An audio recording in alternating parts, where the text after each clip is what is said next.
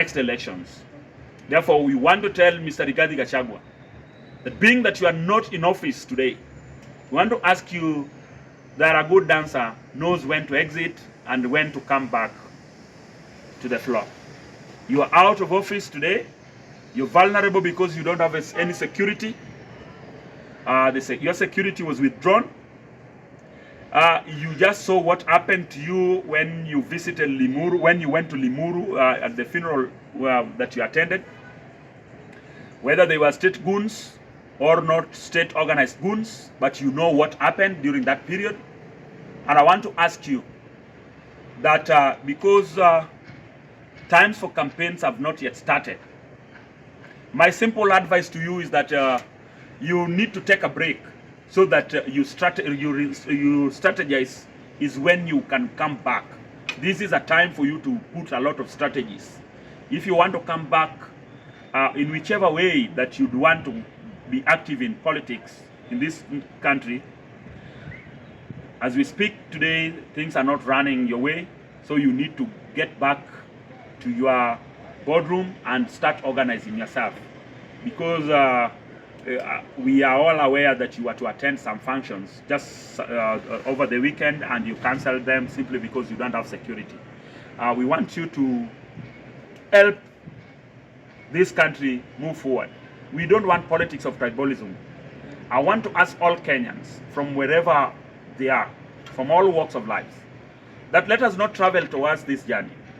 That is what brought war in Somalia. That is what brought war in Rwanda. It all started with 2 tribes, and later on there was genocide in Rwanda. We don't want tribalism in Kenya because we know the end result of tribalism. Kenya Bunge la Wananchi Caucus, I'm following very keenly the political undertones, and even the events that are taking place in the country. First, I want to applaud the church for coming very openly and speaking about that which is not right, and even advising the government to make sure that they fix this country in terms of economy. I'm so happy that the Catholic bishops, the Anglican Church, has spoken categorically, and they have spoken about corruption. They have asked the government to fix the issue of high cost of living. They have told the government to recheck about the matters on health, that is the SHA registration.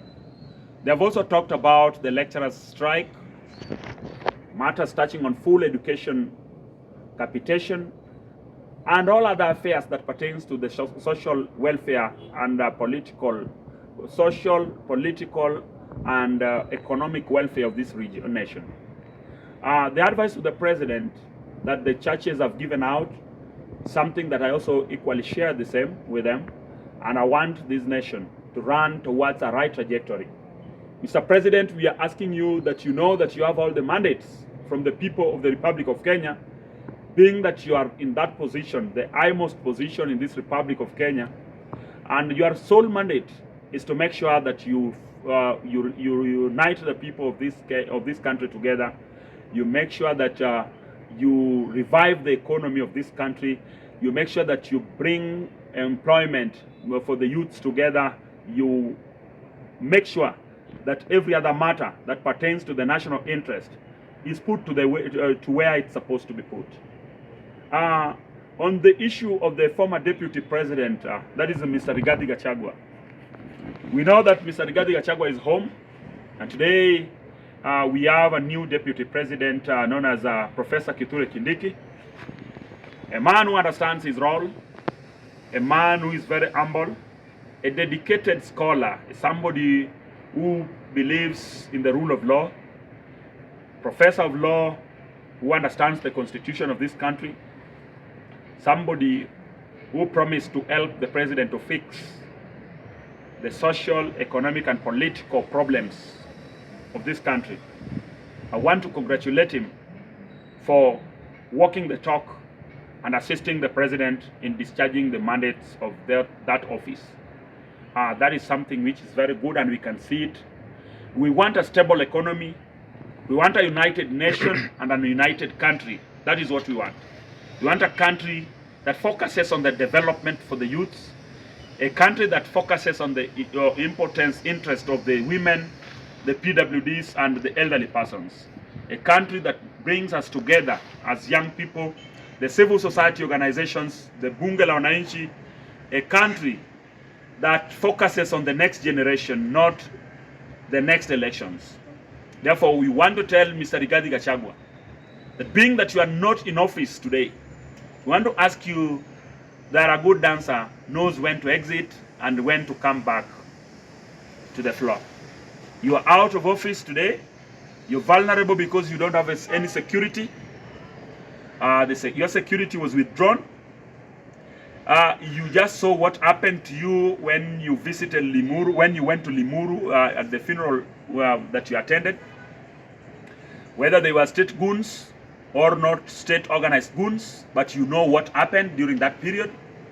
And I want to ask you that because times for campaigns have not yet started, my simple advice to you is that you need to take a break so that you strategize is when you can come back.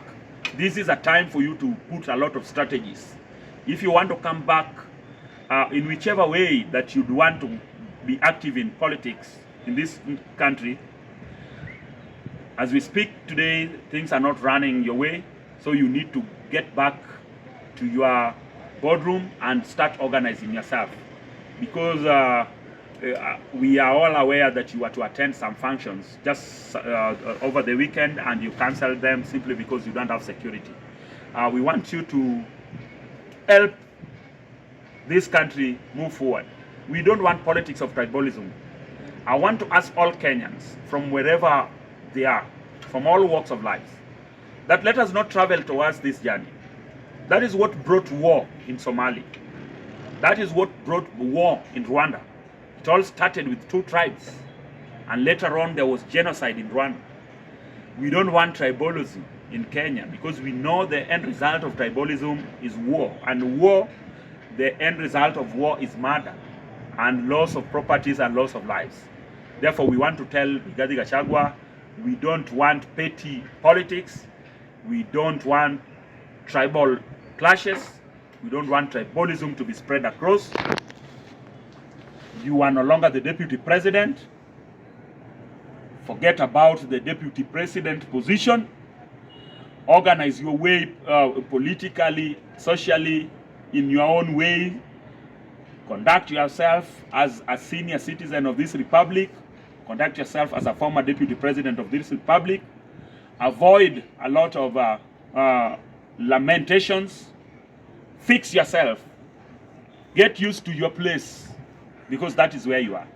But because you used to tell us that you are there to prevent Raila Amolo Odinga from accessing State House, today I want to ask you, between you and Raila Amolo Odinga, who has now blocked each other, how did Raila Amolo Odinga access State House and talk to William Ruto? And today you said that there will be no handshake.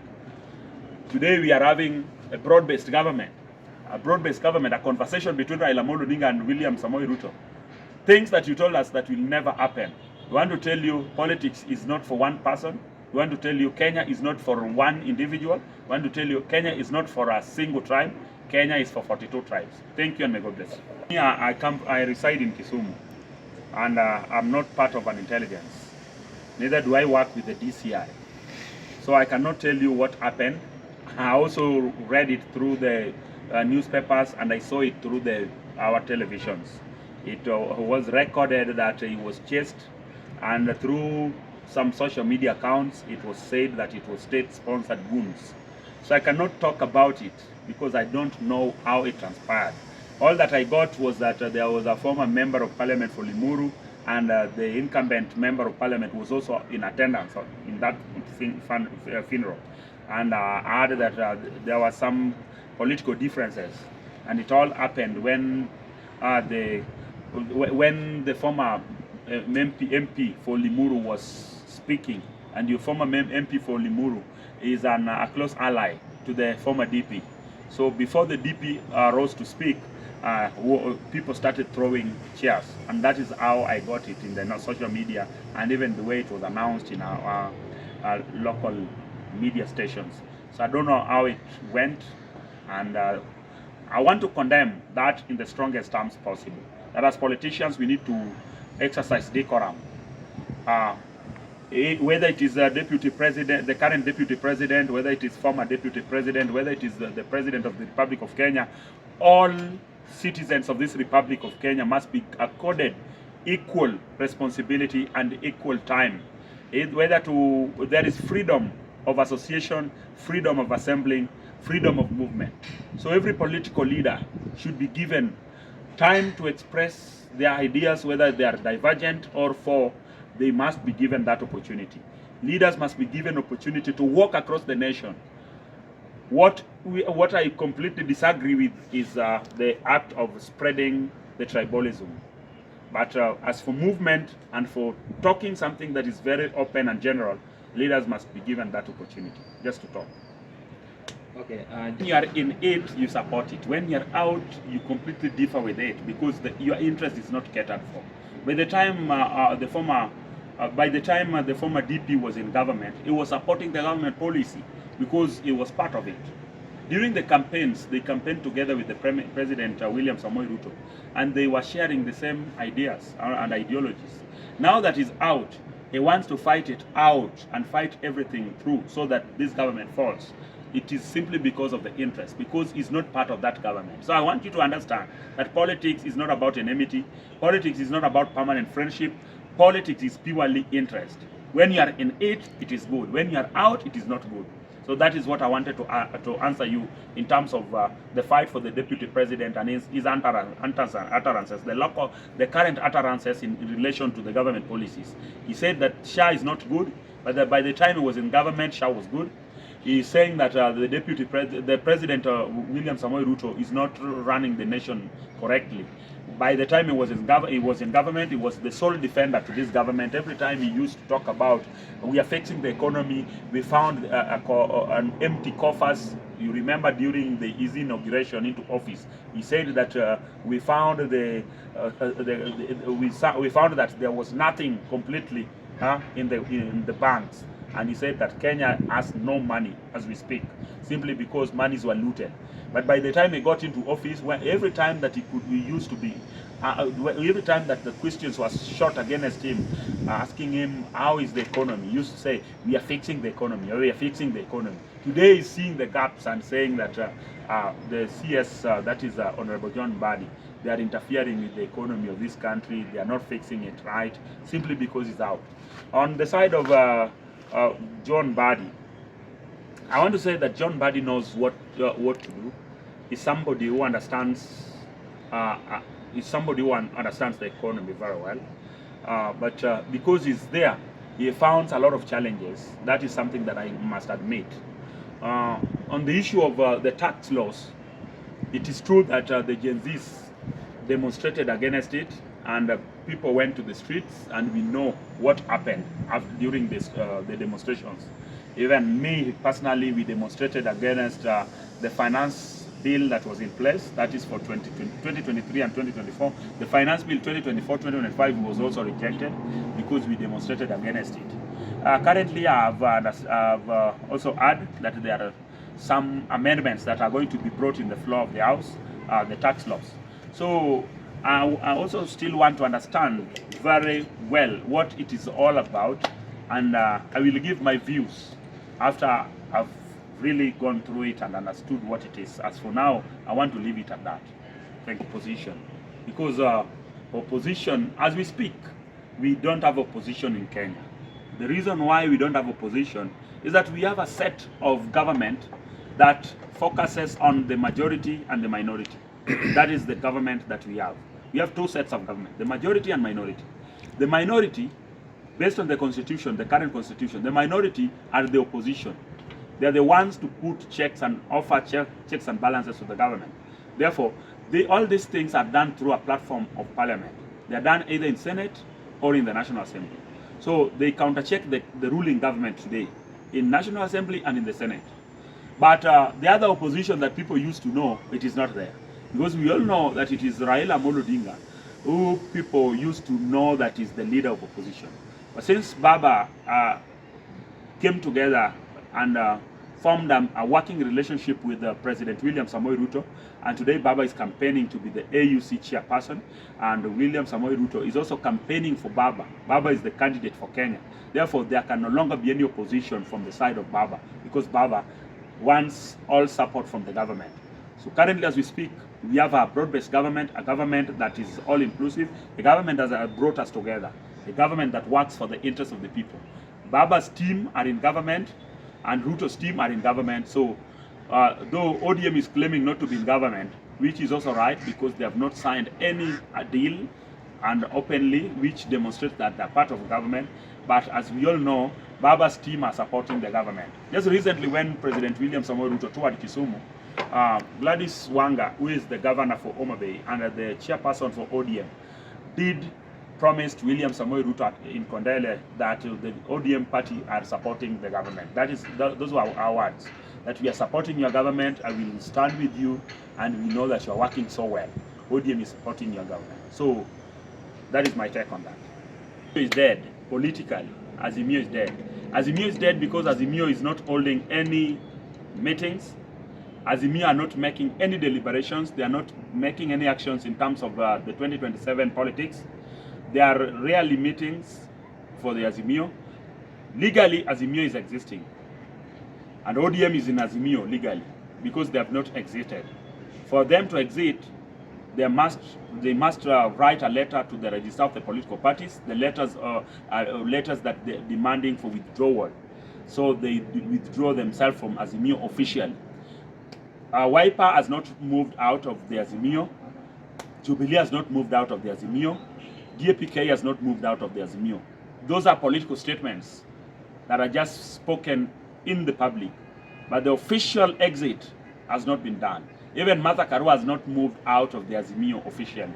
Those are just political statements that are made recklessly, just maybe to scare some people that they are going, but the legal process of getting out or exiting from the Azimio has not taken shape. Personally, in my open opinion, the Kenya Kwanza government has got a lot of issues. There are a fraction of people who believes that Kenya Kwanza is not running towards the trajectory and they're not implementing the manifesto.